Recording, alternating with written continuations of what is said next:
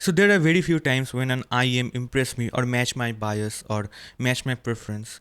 There are very few times that I count on one hand. Mysticate is one of them. It has a lean, controlled, a bit bright tuning that I like with incredible mid-range. I will describe all the tonality of this IEM later in this video, but to start things off, it is an IEM that matches my preference. And the review that I'm going to give you might have some bias towards the tuning, so watch it that way. I'll be comparing it to other IEMs at the end, and be sure to look forward to that too. Now, Mystic is one of those IEM which nails the fundamental tuning very well.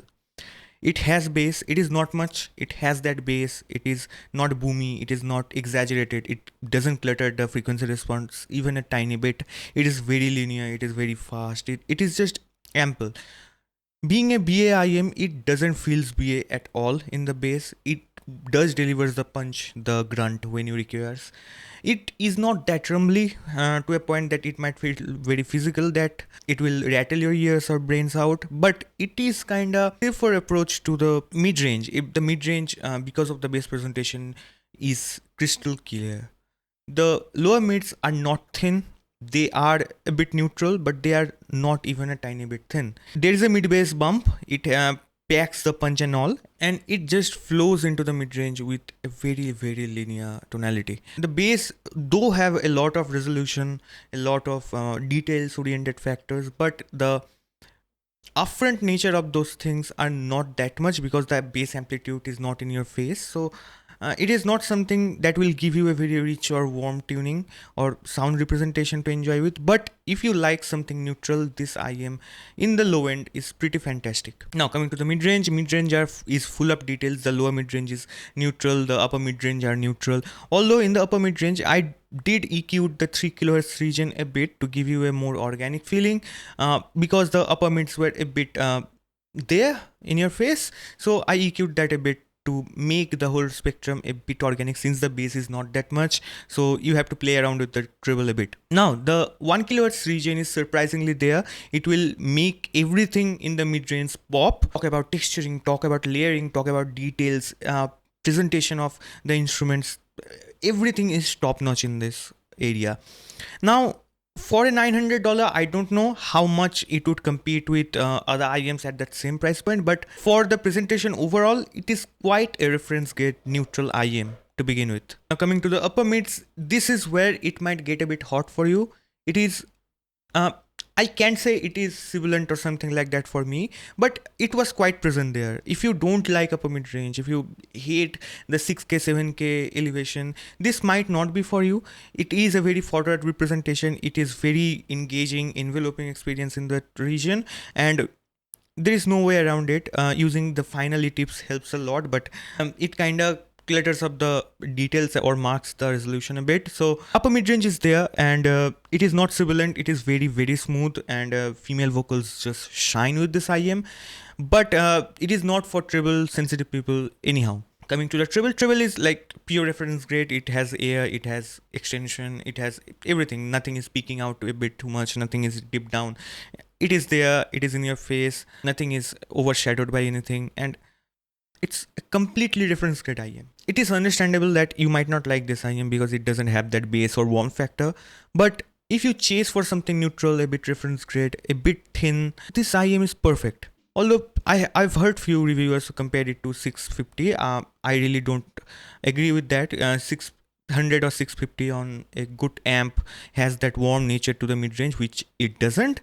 The treble has a lot of similarities, and I get what they're getting at, but apart from that, this IEM is like pure neutral reference grade, and I love this IEM for the truth it recovers from the music.